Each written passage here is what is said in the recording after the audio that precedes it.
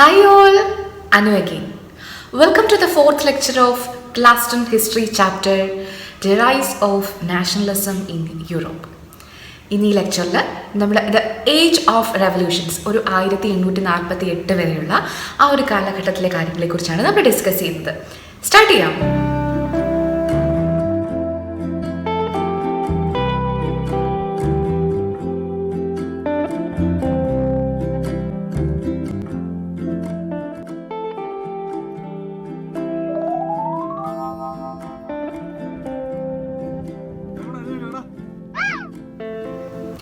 ആദ്യം തന്നെ നമ്മൾ the Greek war of independence എന്താണെന്ന് നോക്കിയിട്ടാണ് നമ്മളിത് സ്റ്റാർട്ട് ചെയ്യുക. അപ്പോൾ ശരിക്കും ഗ്രീസ് എന്ന് പറയുന്നത് ഒരു 15ാം നൂറ്റാണ്ട് തൊട്ട് 15th സെഞ്ച്വറിയിലൊക്കെ തന്നെ ഓട്ടോമൻ എംപയറിൻ്റെ കീഴിലായിരുന്നു, ഓട്ടോമൻ സാമ്രാജ്യത്തിൻ്റെ കീഴിലായിരുന്നു ഗ്രീസ്.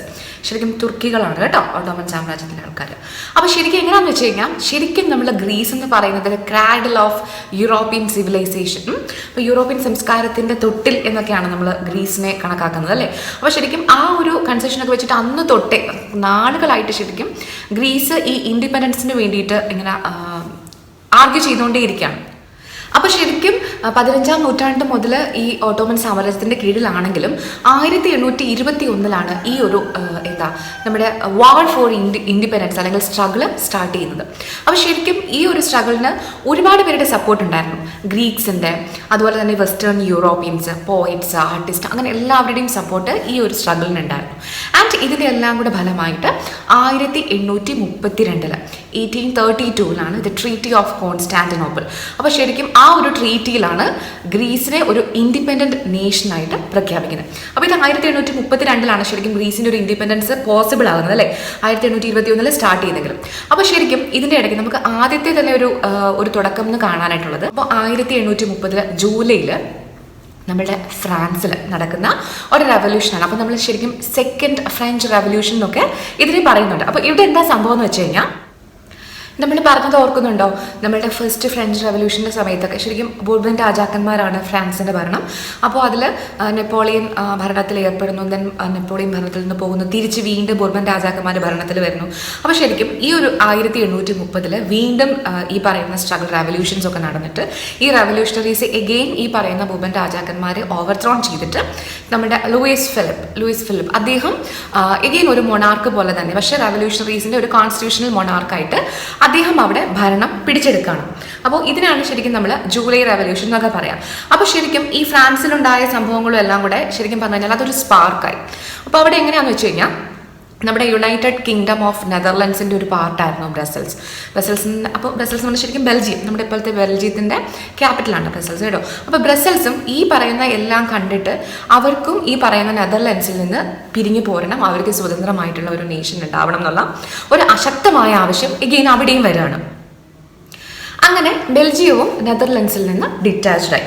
അപ്പോൾ ശരിക്കും ഇവിടെ എന്തൊക്കെ കാര്യങ്ങളാണ് നമ്മൾ കണ്ടേക്കുന്നത്, നമുക്ക് അത് ട്രീറ്റി ഓഫ് കോൺസ്റ്റാന്റിനോപ്പിൾ 1832 നമ്മൾ ഗ്രീസ് ഒരു സ്വതന്ത്ര രാജ്യമായി. ദെൻ അതുപോലെ തന്നെ 1830 അത് ജൂലൈയിൽ നടക്കുന്നതുകൊണ്ട് നമ്മൾ ജൂലൈ റെവല്യൂഷൻ എന്ന് പറഞ്ഞു, ഫ്രാൻസിലാണ് നടന്നത് അല്ലേ. അതുകൊണ്ട് നമ്മൾ സെക്കൻഡ് ഫ്രഞ്ച് റെവല്യൂഷൻ എന്ന് പറയുന്നുണ്ട്. അപ്പോൾ അതിൻ്റെ ഫലമായിട്ട് എഗെയിൻ ബോർബൻ രാജാക്കന്മാരെയൊക്കെ ഓവർത്രോൺ ചെയ്തിട്ട് ലൂയിസ് ഫിലിപ്പ് അവിടെ അധികാരം ഏൽക്കുകയാണ്. ദെൻ ഇതിൻ്റെ ഒരു സ്പാർക്കൊക്കെ അതിൻ്റെ ഒരു ജസ്റ്റ് ആഫ്റ്റർ ഇഫക്റ്റ് പോലെ അല്ലെങ്കിൽ ഇതിൻ്റെ ഒരു കണ്ടിന്യൂവേഷൻ പോലെ യുണൈറ്റഡ് കിങ്ഡം ഓഫ് നെതർലൻഡ്സിൽ നിന്ന് ബെൽജിയവും ഡിറ്റാച്ച് ചെയ്തേക്കാണ്. അപ്പോൾ ശരിക്കും ഈ ഒരു സമയമൊക്കെ ആയപ്പോഴേക്കും ഈ നാഷണലിസം നന്നായിട്ട് സ്പ്രെഡ് ചെയ്യാനായിട്ടും കുറച്ചും കൂടെ സ്ട്രെങ്തൻ ചെയ്യാനായിട്ടും ഒക്കെ അവിടെ ഉണ്ടായിരുന്ന ഒരു കൾച്ചറൽ മൂവ്മെൻ്റ് ആണ് റൊമാൻറ്റിസിസം എന്ന് പറയുന്നത്.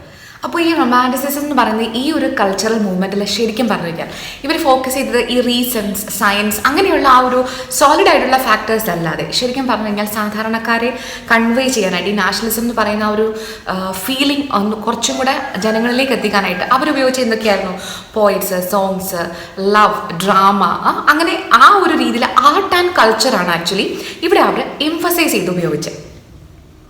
അതായത് ആ ഒരു കാലഘട്ടത്തിൽ നമുക്ക് കൂടുതലുള്ളായിരുന്ന അല്ലെങ്കിൽ മെജോറിറ്റി ഓഫ് ദ പീപ്പിൾ എന്ന് പറയുന്നത് ഇലിറ്ററേറ്റ് ആയിട്ടുള്ള കോമൺ പീപ്പിളാണ്. അപ്പോൾ അവരിലേക്ക് ഈ ഒരു പവർഫുൾ ആയിട്ട് ഈ നാഷണൽ ഫീലിംഗ് എന്ന് പറയുന്ന സെൻസേഷൻ നമുക്ക് എത്തിക്കാനായിട്ട് ഏറ്റവും കൂടുതൽ പറ്റുന്നത് എന്തൊക്കെയായിരുന്നു, ആർട്ടും കൾച്ചറും ഡാൻസും മ്യൂസിക്കും ഡ്രാമയും പോയിറ്റ്സും പോംസും ഒക്കെയാണ്. അപ്പോൾ അങ്ങനെയാണ് ശരിക്കും ഈ ഒരു റൊമാൻറ്റിസിസം കൂടുതൽ അവിടെ അങ്ങോട്ട് വേര് പിടിക്കുന്നത്. അപ്പോൾ ഇതിന് നമ്മൾ കുറേ എക്സാമ്പിൾസ് കാണുന്നുണ്ടെങ്കിലും അതിലൊരു മേജർ എക്സാമ്പിൾ ആയിരുന്നു നമ്മുടെ ജർമ്മൻ ഫിലോസഫർ ആയിട്ടുള്ള ജോഹാൻ ഗോട്ട്ഫ്രൈഡ് ഹെഡർ. അദ്ദേഹം ശരിക്കും നമ്മുടെ നാടൻ പാട്ട്, നാടൻ കവിത, അങ്ങനെ ആ ഒരു രീതിയിൽ, അതായത് folk songs, folk poetry and folk dances, അപ്പോൾ ഈ ഓരോ മീൻസിൽ കൂടെയാണ് അദ്ദേഹം കോമൺ പീപ്പിളിൻ്റെ ഇടയിൽ ആ ഒരു നാഷണലിസം എന്ന് പറയുന്ന ആ ഒരു സെൻറ്റിമെൻറ്റ്സ് ഒക്കെ കൂടുതൽ വർക്കൗട്ട് ചെയ്യാനായിട്ട് അദ്ദേഹം ശ്രമിച്ചത്. അതുപോലെ തന്നെ ലാംഗ്വേജും ഒരു പവർഫുൾ ആയിട്ടുള്ള ടൂളായിരുന്നു. അതുപോലെ തന്നെ റഷ്യൻ ഡോമിനൻസിന് എതിരായിട്ട് പോളണ്ടിലെ ആൾക്കാർ പോളിഷ് എന്ന് പറയുന്ന ലാംഗ്വേജ്, അതായത് അവർക്ക് ലാംഗ്വേജും ഒരു ആയുധമായിരുന്നു. അപ്പോൾ പോളിഷ് എന്ന് പറഞ്ഞ ലാംഗ്വേജ് അവർ ഉപയോഗിച്ചു. ശരിക്കും അത് ഉപയോഗിക്കാനായിട്ട് അവർക്ക് അനുവാദം ഉണ്ടായിരുന്നൊന്നുമില്ല. അപ്പോൾ പക്ഷേ സ്റ്റിൽ അവരുടെ ചർച്ച് ഗ്യാതറിങ്ങിനും അവർക്ക് അവരുടെ യൂസേജിനൊക്കെ അവർ പോളിഷ് ലാംഗ്വേജ് ഉപയോഗിച്ചു തുടങ്ങി. ഇതൊക്കെ ശരിക്കും റൊമാൻറ്റിസിസത്തിൻ്റെ ഭാഗമാണ്. ഇനി നമ്മൾ കാണുന്നത് ഒരു 1830 മുതൽ 1848 വരെയുള്ള യൂറോപ്പിലെ എക്കണോമിക് കണ്ടീഷൻസ് ആണ്. അപ്പോൾ ഇതിൽ 1830 the year of great economic hardship എന്നാണ് അറിയപ്പെടുന്നത്. എന്തുകൊണ്ടായിരിക്കും? അതാണ് നമ്മൾ കാണുക ഇനി. അപ്പോൾ ഈ എക്കണോമിക് ഹാർഡ്ഷിപ്പിൻ്റെ കോസസ് ആണ് നമ്മൾ കാണുക. ഇതിൽ ഒന്നാമത്തെ കോസ് എന്ന് പറയുന്നത് ഈ 19th സെഞ്ച്വറിയുടെ തുടക്കത്തിൽ, അതായത് 1830-കളിലൊക്കെ ശരിക്കും യൂറോപ്പിൽ ഒരു ഭയങ്കര പോപ്പുലേഷൻ്റെ ഇൻക്രീസ് ഉണ്ടാവുകയാണ്. അപ്പോൾ ഫസ്റ്റ് റീസൺ എന്ന് പറയുന്നത് എന്താണ്? ഇൻക്രീസ് ഇൻ പോപ്പുലേഷനാണ്. അപ്പോൾ ശരിക്കും ഈ പോപ്പുലേഷൻ ഇൻക്രീസിൻ്റെ കാരണമായിട്ട് റൂറൽ ഏരിയാസിൽ നിന്ന് അർബൻ ഏരിയാസിലേക്കൊക്കെ ഒരുപാട് മൈഗ്രേഷൻ ഉണ്ടായി ആൾക്കാരുടെ. അപ്പോൾ ശരിക്കും അവിടെ എന്ത് പ്രശ്നം ഉണ്ടായി? ഇൻക്രീസ് ഇൻ അൺഎംപ്ലോയ്മെൻറ്റ് ഉണ്ടായി, തൊഴിലില്ലായ്മ. അതായത് ജനസംഖ്യ കൂടി, അതുപോലെ തന്നെ തൊഴിലില്ലായ്മയും അൺഎംപ്ലോയ്മെൻറ്റും കൂടി. അപ്പോൾ ശരിക്കും ഈ അൺഎംപ്ലോയ്മെൻറ്റ് കൂടിയപ്പോൾ എന്ത് സംഭവിച്ചു? ഒബ്വിയസ്ലി അവിടെ പോവർട്ടി, ദാരിദ്ര്യം എന്ന് പറയുന്നതും വല്ലാണ്ടങ്ങ് കൂടി. അപ്പോൾ ശരിക്കും ഈ പറയുന്ന നമ്മളുടെ നഗരപ്രദേശങ്ങളിലേക്കൊക്കെയുള്ള ഈ മൈഗ്രേഷനൊക്കെ കാരണം ഭയങ്കര ചേരികളും, അപ്പോൾ അങ്ങനെ ഭയങ്കര ഇങ്ങനെ തിങ്ങിപ്പാർക്കുന്ന അവസ്ഥയും, അപ്പോൾ ഈ കൂട്ടത്തിൽ ദാരിദ്ര്യം, തൊഴിലില്ലായ്മ ഇതെല്ലാം കൂടെ വരികയാണ്. അപ്പോൾ ഇതിൻ്റെ ഇടയ്ക്ക് ശരിക്കും പറഞ്ഞു കഴിഞ്ഞാൽ ഈ വിളനാശം, ക്രോപ്പ് ഫെയിലിയർ ഒക്കെ വന്നു കഴിഞ്ഞിട്ട് ഉണ്ടായിരുന്ന ഭക്ഷണങ്ങൾക്കൊക്കെ, അതായത് ഉള്ള കാര്യങ്ങൾക്കൊക്കെ ഭയങ്കരമായിട്ട് വില കൂടി. അപ്പോൾ ശരിക്കും പറഞ്ഞു കഴിഞ്ഞാൽ ഈ ഫുഡ് പ്രൈസസിൻ്റെ ഒക്കെ പ്രൈസ് ഭയങ്കരമായിട്ട് ഇൻക്രീസ് ചെയ്യാണ് ഡ്യൂ ടു ക്രോപ്പ് ഫെയിലിയർ. അപ്പോൾ ഇതിൻ്റെ ഇടയ്ക്ക് വേറൊരു റീസണും കൂടെ ഉണ്ടായിരുന്നു, ഇൻഡസ്ട്രിയലൈസേഷൻ. അപ്പോൾ ശരിക്കും ഇൻഡസ്ട്രിയലൈസേഷൻ വരുമ്പം അങ്ങനെ നടക്കുകയാണോ വേണ്ടേ? അല്ല. എന്ത് പറ്റിയെന്ന് വെച്ച് കഴിഞ്ഞാൽ ഈ സ്മോൾ സ്കെയിൽ ഇൻഡസ്ട്രീസ് നടക്കുന്നവരും പ്രൊഡ്യൂസേഴ്സിനും ഒക്കെ ശരിക്കും പറഞ്ഞു കഴിഞ്ഞാൽ അവർക്ക് ഈ പറയുന്ന ജോലിയില്ലാത്ത അവസ്ഥ, അല്ലെങ്കിൽ അവർക്ക് എന്ത് ചെയ്യണമെന്ന് അവർക്ക് ശരിക്കും ഈ ഒരു ലാർജ് സ്കെയിൽ ഇൻഡസ്ട്രിയലൈസേഷനുമായിട്ട് അവർക്ക് ജസ്റ്റ് താതാത്മ്യപ്പെടാനായിട്ട് സാധിച്ചില്ല. അപ്പോൾ അവരും ഭയങ്കര ഒരു അട്ടർ ഫെയിലർ ആയിട്ട് മാറുകയാണ്. അപ്പോൾ ഇതെല്ലാം കൂടെ കാരണം നമ്മുടെ യൂറോപ്പിൽ മൊത്തത്തിൽ ഒരു എക്കണോമിക് ക്രൈസിസ് വരികയാണ്. അപ്പോൾ ഒരു 1848 ഒക്കെ സമയം ആയപ്പോഴേക്കും ശരിക്കും പറഞ്ഞു കഴിഞ്ഞാൽ നമ്മുടെ പാരീസിലെ ജനങ്ങൾ, ഫ്രാൻസിലെ ജനങ്ങൾ നിരത്തിലിറങ്ങാണ്. ഇവർക്ക് വേറെ ഒരു നിവൃത്തിയില്ലാത്ത ഇവർ പ്രതിഷേധിക്കാം. അപ്പോൾ ശരിക്കും നമ്മൾ പറഞ്ഞിരുന്നില്ലേ ലൂയിസ് ഫിലിപ്പ്, അദ്ദേഹം ഒരു മൊണാർക്ക് പോലെ ആയിരുന്നു അല്ലേ, ഈവൻ കോൺസ്റ്റിറ്റ്യൂഷനിലായിരുന്നെങ്കിലും. അപ്പോൾ അദ്ദേഹത്തിന് അവിടെ നിന്ന് ഓടി രക്ഷപ്പെടേണ്ട ഒരു അവസ്ഥയിലേക്ക് വരിക, അദ്ദേഹം അവിടെ നിന്ന് ഒളിച്ചോടുക. അപ്പോൾ ശരിക്കും നമ്മുടെ നാഷണൽ അസംബ്ലി ഒരു പാർലമെൻ്റ് ആയിട്ട് അംഗീകരിക്കേണ്ടി വരികയാണ്. അപ്പോൾ ഏകദേശം ഈ ഒരു കാലഘട്ടത്തിന് 1845 നമ്മൾ ഒരു പത്ര റിപ്പോർട്ട് പോലെ കാണുന്നുണ്ട് അല്ലേ, സെലേഷ്യയിലെ ജനങ്ങൾ, അവിടുത്തെ വീവേഴ്സ്, അതായത് അവിടുത്തെ നെയ്ത്തുകാർ, ടെക്സ്റ്റൈൽ ഇൻഡസ്ട്രിയുമായിട്ട് റിലേറ്റ് ചെയ്ത് ജോലി ചെയ്തിരുന്നവർ, അപ്പോൾ അവർക്ക് ഈ പറയുന്ന കൂലി കിട്ടാതെ, വേജസ് ഒന്നും കൊടുക്കാതെ ഭയങ്കര ഇഷ്യൂസൊക്കെ ആയിട്ട് അവരും അവരുടെ കോൺട്രാക്ടർക്കെതിരെ ഒരു പ്രൊട്ടസ്റ്റ് ഒക്കെ നടക്കുകയാണ്. അപ്പോൾ ശരിക്കും ഇങ്ങനെ മൊത്തത്തിലുള്ള റിവോൾട്ടുകളും റെവല്യൂഷൻസും ഒക്കെ കാരണം, അപ്പോൾ നമ്മൾ പറഞ്ഞില്ലേ നമ്മുടെ ലൂയിസ് ഫിലിപ്പ് അവിടുന്ന് ഓടി രക്ഷപ്പെടുകയാണ്. അപ്പോൾ ശരിക്കും അവിടെ ഒരു പാർലമെൻറ്റ് വീണ്ടും അധികാരത്തിലേക്കാണ്. അപ്പോൾ ശരിക്കും ആ പാർലമെൻറ്റ് എടുത്ത കുറച്ച് ഡിസിഷൻസ് അതാണ് നമ്മൾ ഇനി കാണുക. അപ്പം മെയിനായിട്ടും 3 ഡിസിഷൻസ് ആണ് വരിക.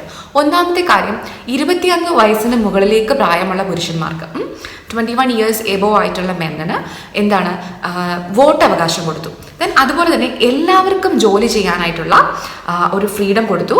ദെൻ അതുപോലെ തന്നെ അവരെ നാഷണൽ ലെവലിൽ വർക്ക്ഷോപ്സ് ഒക്കെ വെച്ചിട്ട് ഈ നാഷണൽ വർക്ക്ഷോപ്സ് ഒക്കെ അത് ക്യാരി ഔട്ട് ചെയ്യുമ്പോഴത്തേക്കും ഈ പുതിയ രീതിയിലുള്ള അവർക്ക് എംപ്ലോയ്മെൻറ്റിൻ്റെ ചാൻസസ് കൂടുതൽ കൊടുത്തിട്ട്, അപ്പോൾ ഈ ഒരു എംപ്ലോയ്മെൻറ്റിൻ്റെ ചാൻസസ് കൂടുതൽ വന്നപ്പോൾ എന്ത് സംഭവിച്ചു? അൺഎംപ്ലോയ്മെൻറ്റ് കുറഞ്ഞു, പോവർട്ടി കുറഞ്ഞു. അപ്പോൾ ശരിക്കും ഈ ഗവൺമെൻറ്റിൻ്റെ ഈ 2-3 ഡിസിഷൻസ് കൊണ്ട് കുറച്ച് ഒരു ആശ്വാസം ആ ഒരു അവസ്ഥയിൽ എക്കണോമിക് ക്രൈസിസിൽ ഉണ്ടാവുന്നുണ്ട്. ഇനി നമ്മൾ കാണുന്നത് റെവല്യൂഷൻ ഓഫ് ദി ലിബറൽസ്. അപ്പോൾ ശരിക്കും ഈ പറയുന്ന എന്താണ് നമ്മളുടെ ഈ വർക്കേഴ്സിൻ്റെ ഒക്കെ റിവോൾട്സിനൊക്കെ പാരലായിട്ട് ഈ ലിബറൽസും റെവല്യൂഷൻ തുടങ്ങുകയാണ്. അപ്പോൾ ശരിക്കും അവർ എഡ്യൂക്കേറ്റഡ് പീപ്പിൾ ആയിരുന്നു അല്ലേ. അപ്പോൾ അവർ മെയിൻലി അവർക്ക് എന്തായിരുന്നു അവർ ആവശ്യപ്പെട്ടിരുന്നത്? ഒരു കോൺസ്റ്റിറ്റ്യൂഷൻ ബേസ് ആയിട്ടുള്ള ഒരു നാഷൻ, ഫ്രീ നേഷൻ. അപ്പം അവർക്ക് സ്വതന്ത്ര രാജ്യങ്ങൾ വേണം, കോൺസ്റ്റിറ്റ്യൂഷൻ ബേസ്ഡ് ആയിട്ടുള്ള, ഈ മൊണാർക്കി ഒന്നും അല്ലാതെ അവർക്ക് ജനങ്ങളാൽ ഭരിക്കപ്പെടുന്നത്, നമ്മളുടെ ഡെമോക്രസി പോലെ അങ്ങനെയുള്ള ഒരു ഭരണമാണ് ഇവർ ആവശ്യപ്പെട്ടുകൊണ്ടിരിക്കുന്നത്. അപ്പോൾ ഈ ഒരു സമയത്ത് സ്ത്രീകളും പുരുഷന്മാരും ഒക്കെ ഒരു നേഷൻ സ്റ്റേറ്റിന് വേണ്ടിയിട്ട് ഇവർ ഈ പറയുന്ന റെവല്യൂഷൻസ് ഭയങ്കരമായിട്ട് മുമ്പോട്ട് കൊണ്ടുപോവുകയാണ്. അപ്പോൾ ശരിക്കും ഇവരുടെ ആവശ്യം എന്തായിരുന്നു? ഒരു കോൺസ്റ്റിറ്റ്യൂഷൻ വേണം, അതുപോലെ തന്നെ അവർക്ക് പത്രസ്വാതന്ത്ര്യം വേണം, ഒരുമിക്കാനായിട്ടുള്ള കൂട്ടം ചേരാനായിട്ടുള്ള അവകാശങ്ങൾ വേണം. അതായത് എന്തൊക്കെയാണ്?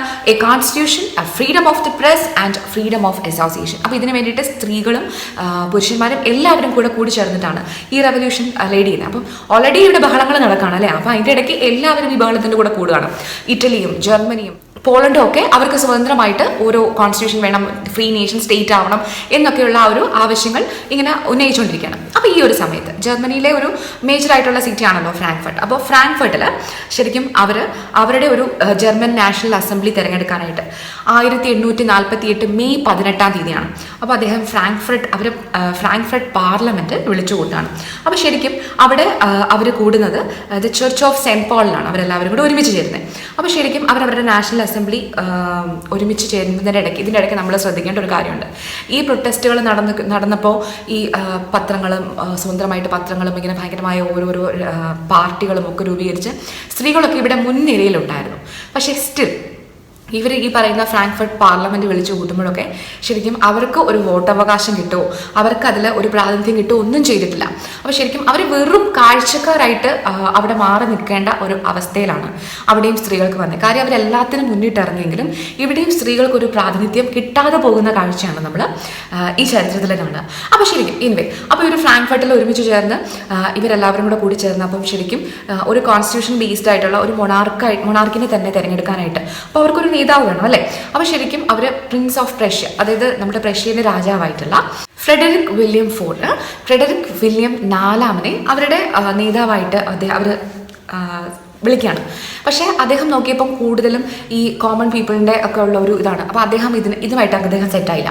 അപ്പോൾ അദ്ദേഹം ബാക്കിയുള്ള ഈ ഏകാധിപതികളും ഒക്കെ ആയിട്ട് കൂടിച്ചേർന്നിട്ട് ഇവർക്ക് എതിരെ അപ്പോൾ ശരിക്കും മിലിറ്ററിയുടെയും അരിസ്റ്റോക്രസിയുടെയും എല്ലാവരുടെയും എതിർപ്പിനെ തുടർന്ന് ശരിക്കും ഇവർക്ക് വീണ്ടും ഡിസ്ബാൻഡ് ചെയ്യേണ്ടി പോകേണ്ടി വരും. അതായത് ഇവർക്ക് ശരിക്കും അത് കാര്യം ഇത്രയും റെവല്യൂഷനൊക്കെ വന്ന് ഫ്രാങ്ക്ഫർട്ട് പാർലമെൻറ്റൊക്കെ വിളിച്ചുകൂട്ടി ഒരു ജർമ്മൻ നാഷണൽ അസംബ്ലി ഒക്കെ അത്രയും ആ ലെവൽ വരെ എത്തിയെങ്കിലും അവർക്കൊരു ഭരണത്തിലേക്ക് തുടരാനായിട്ട് അവർക്ക് സാധിച്ചില്ല. ദെൻ ഇതിൻ്റെ എല്ലാം കൂടെ ഫലമായിട്ട് പിന്നെ സംഭവിക്കുന്നത് എന്താണ്? അപ്പോൾ അവിടെയുള്ള മൊണാർക്കുകൾക്ക്, അവിടെയുള്ള ഏകാധിപതികൾക്ക് ഒരു കാര്യം മനസ്സിലായി. ശരിക്കും ഈ ലിബറൽസിൻ്റെ ഒക്കെ ഈ ഒരു റെവല്യൂഷൻസും ഇങ്ങനെയുള്ള എതിർപ്പുകളും ഒക്കെ ഇങ്ങനെ വന്നുകൊണ്ടേയിരിക്കുമ്പം ഇവർക്ക് പഴയ ആ ഒരു രീതിയിൽ മാത്രമായിട്ട് മുമ്പോട്ട് പോകാൻ പറ്റില്ല. അപ്പോൾ ചില രീതിയിലൊക്കെയുള്ള ഇളവുകളൊക്കെ കൊടുത്തേ പറ്റുള്ളൂ. അപ്പോൾ അതിൻ്റെ ഫലമായിട്ട് ആകെപ്പാടെ ഇതിനെ വരുന്ന ആ ഒരു ഔട്ട്കം എന്ന് പറയുന്നത് എന്താണ്? ശരിക്കും പറഞ്ഞു കഴിഞ്ഞാൽ സെർഫ്ഡം ആൻഡ് ബോണ്ടഡ് ലേബർ ഇത് രണ്ടും അബോളിഷ് ചെയ്തു. അതായത് ഈ അടിമത്വവും ഈ ഭയങ്കര ചെറിയ വേതനങ്ങൾക്ക് ഈ അടിമകളെ പോലെ പണിയെടുക്കേണ്ട ആ ഒരു അവസ്ഥയൊക്കെ അത് അവരവിടെ നിരോധിക്കുകയാണ്. അപ്പോൾ ഈ ഒരു കാര്യമാണ് അവിടെ ആകെപ്പാടെ നമുക്ക് ശരിക്കും അവർക്ക് ഭരണത്തിലേക്കൊന്നും വരാൻ പറ്റിയില്ല. ദെൻ ബാക്കി അവിടെ വന്ന ഒരു ചേഞ്ച് എന്തായിരുന്നു? ഈ പറയുന്ന സെർഫ്ഡവും ഈ ബോണ്ടഡ് ലേബറും അബോളിഷ് ചെയ്തു. അപ്പോൾ ഇത്രയാണ് നമ്മൾ ഈ ലെക്ചറിൽ പഠിക്കുന്നത്. അടുത്ത ലെക്ചറിൽ നമുക്ക് യൂണിഫിക്കേഷൻ ഓഫ് ഇറ്റലിയും ജർമ്മനിയും ഒക്കെ കാണാം. അപ്പോൾ നിങ്ങൾക്ക് ഞാൻ കുറേ പ്രശ്നങ്ങളിലായിരുന്നു. ഫോണും എനിക്കിത് പിന്നെ ഷൂട്ട് ചെയ്യാനായിട്ടും then അത് കഴിഞ്ഞിട്ട് പിന്നെ എനിക്ക് എഡിറ്റ് ചെയ്യാനും ഒന്നും പറ്റാത്ത പോലെ എല്ലാം മൊത്തത്തിൽ ഇങ്ങനെ കുളമായിപ്പോയി. അപ്പോൾ അതുകൊണ്ടാണ് ഒരു നീണ്ട ബ്രേക്ക് വന്നത്. അപ്പോൾ എല്ലാവരും മറന്നൊന്നും പോയില്ലല്ലോ അല്ലേ? അപ്പോൾ എനിവേ നമുക്ക് വീണ്ടും അടുത്തടുത്ത് ഓരോരോ ലെക്ചറിൽ കാണാം. അപ്പോൾ നിങ്ങൾക്ക് എന്തെങ്കിലും അഭിപ്രായങ്ങളും കമൻസും ഒക്കെ ഉണ്ടെങ്കിൽ നിങ്ങൾ എന്നെ അറിയിക്കണം. ദെൻ നിങ്ങൾ കുറച്ചുപേർ ചോദിച്ച പോലെ നമുക്ക് മാർച്ചിൽ സയൻസിൻ്റെ ഒരു 1-2 ലെസൺസും കൂടെ എടുക്കാനുള്ളൂ. അത് തീർന്നു കഴിഞ്ഞാൽ നമ്മുടെ സയൻസ് പോർഷൻസ്, അതായത് തിയറി പോർഷൻസ്, നമ്മുടെ ടെക്സ്റ്റ് ബുക്ക് ബേസ്ഡ് ആയിട്ടുള്ള കാര്യങ്ങളൊക്കെ കംപ്ലീറ്റ് ആവും. ദെൻ പിന്നെ ക്വസ്റ്റ്യൻസ് ഒക്കെ ഉള്ളൂ. ദെൻ ശരിക്കും പറഞ്ഞു കഴിഞ്ഞാൽ ഞാൻ ഹിസ്റ്ററിയും അതായത് സോഷ്യൽ സയൻസും മൊത്തം എടുക്കാൻ ഉദ്ദേശിച്ചില്ല. ഞാൻ ഈ ഒരു ചാപ്റ്റർ ഭയങ്കര ടഫാന്ന് പറഞ്ഞതുകൊണ്ട് ഈ ഒരു ചാപ്റ്റർ ഒന്ന് ട്രൈ ചെയ്ത് നോക്കിയതാണ് കേട്ടോ. അപ്പോൾ നിങ്ങൾക്ക് നിങ്ങളുടെ അഭിപ്രായങ്ങളും നിർദ്ദേശങ്ങളും ഒക്കെ അറിയിക്കാം. അപ്പോൾ ഓരോരോ വീഡിയോയിലും നമുക്ക് കാണാം. അപ്പോൾ എല്ലാവരും സേഫായിട്ടിരിക്കുക, സന്തോഷമായിട്ടിരിക്കുക. അതുപോലെ തന്നെ വീഡിയോ ഇഷ്ടമായാലും ലൈക്ക് ചെയ്യണം, നിങ്ങളുടെ ഫ്രണ്ട്സിൻ്റെ കൂടെ ഒക്കെ ഷെയർ ചെയ്യണം. അതുപോലെ തന്നെ സബ്സ്ക്രൈബ് ചെയ്തിട്ടില്ലെങ്കിൽ പ്ലീസ് സബ്സ്ക്രൈബ് ചെയ്യാനും മറക്കരുത്. അപ്പോൾ വീണ്ടും അടുത്തടുത്ത സെഷൻസിൽ നമുക്ക് കാണാം. അതുവരെ എല്ലാവരും സേഫായിട്ടിരിക്കാം. ടാറ്റാ.